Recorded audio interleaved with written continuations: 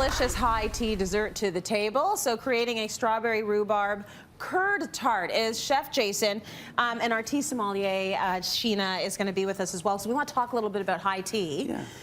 But first, it's the sweet side, portion. exactly. It's the important part of it. We did the savory side. Yeah. I mean, I know that we all think afternoon tea and little delicate sandwiches, but we all want the sweet side, right? Yes. So, but before we get into the one, I want to show you how to make one little nice little tart. And the thing is, it starts off with beautiful rhubarb. And all I did was I made a rhubarb compote. So I took rhubarb with skins on everything, chopped it up, took some sugar, some lemon juice, a little bit of water, and I just cooked it and cooked it and cooked it till I ended up with a compote. Nice. Right? But then I can use that, serve with scones and things like that, or some butter in the pot, and then I'm just adding a whole bunch of the rhubarb in there. I'm seeing a theme with you in this butter, Jason. I don't know what you're talking about. Butter. Well, if it's not enough fat, then it's not some sugar too. So just a little bit of sugar. Yeah. Right? Just a little bit. Yeah. It is a tart. Exactly, it's dessert here, right? Yeah. But then 4 eggs, and all you're gonna do is, and then a little bit of lemon juice. But this is the easiest thing to make because you're just going to whisk it all together, not too fast, right? But once it's mixed, you end up with a mixture like that. You just go on your burner, and then you put on your favorite soap opera, and you just kind of stir for a while, right? But after about 20 minutes, you're cooking it just to the point where it will coat the back of a spoon. Okay. Or as I would say, coat the back of the spoon, because that's what you end up with. Very nice. And isn't that great? It's really flavorful, and you can use that in tart shells like I've got here. And if you're, again, busy, you can buy these pre-made tart shells. Yes. And an afternoon tea, there's a lot of components, so I recommend, pre-made helps you out to kind of organize everything, right? I agree. So while you put those together, I want to talk a little bit about the difference between high tea and afternoon tea, because they're two different things. They are two different things, and we commonly interchange those words. In fact, they're two completely different things. So, what Jason's prepared today is really essentially a beautiful afternoon tea display. And traditionally, it would be in between the hours of lunch and dinner to really hold off our hangriness in between that time while we're waiting for the next meal, right? Okay. Whereas high tea traditionally is actually served with a hot meal or entree. And so in itself is a meal, where this is considered, an in-between a meal. So that's usually the key difference. And when would high tea be served? Is it dinner time? High tea could be served right at lunchtime or right at dinner time, where afternoon tea is, again, between those hours. So usually between like 2 and 4.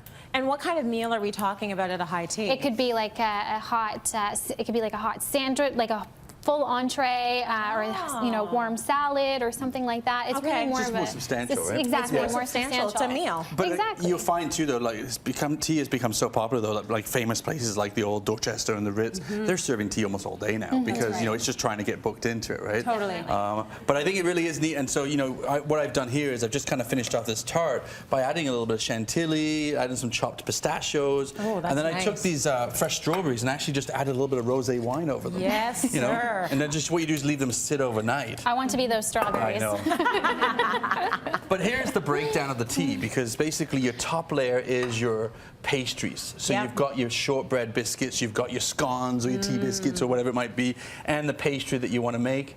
And then the actual sides that you want to put with it, there's some traditional things. For example, clotted cream. So important. I just love the way that's the clotted cream. It sounds like diet, yeah. Yeah, exactly. Right. But this is steamed cream, so it's really intense, really high fat, but it's really rich, and on scones, you've had nothing better. Like it's just rich and it's light, though.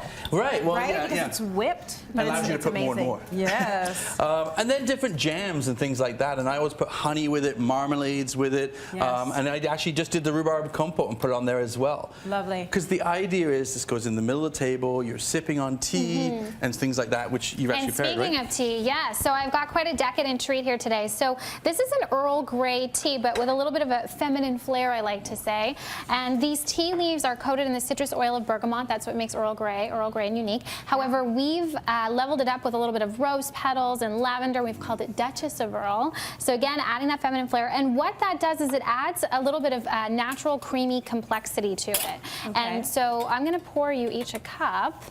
And I love that, you know, it's all about blend. You know, you've got that strawberries and, you know, the pistachio and the like almost like aromatics and freshness of it, and then you get the tea that kind of matches that. The reason why I've chosen Thank this you, one is sir. because when we talk about the decadent treats that Jason has put together today, you know, all the butter and the rhubarb and the strawberries, this black tea will definitely hold up to it and it'll complement it very well. That's why with black tea, you often see it traditionally drunk with a little bit of milk because it's tannic enough and full-bodied enough to have, you know, to be able to stand up next to it. And when I say tannins, again, similar to wine, you know that puckery feeling you get in your mouth when you're sipping a nice bold Cabernet. Very similar with black tea, so it's got that beautiful bold tannic structure to kind of bring it all together with the dessert. Milk first or add milk later? To each their own. I won't get that snobby. Okay, on you. got it. All right. Thank you so much for that.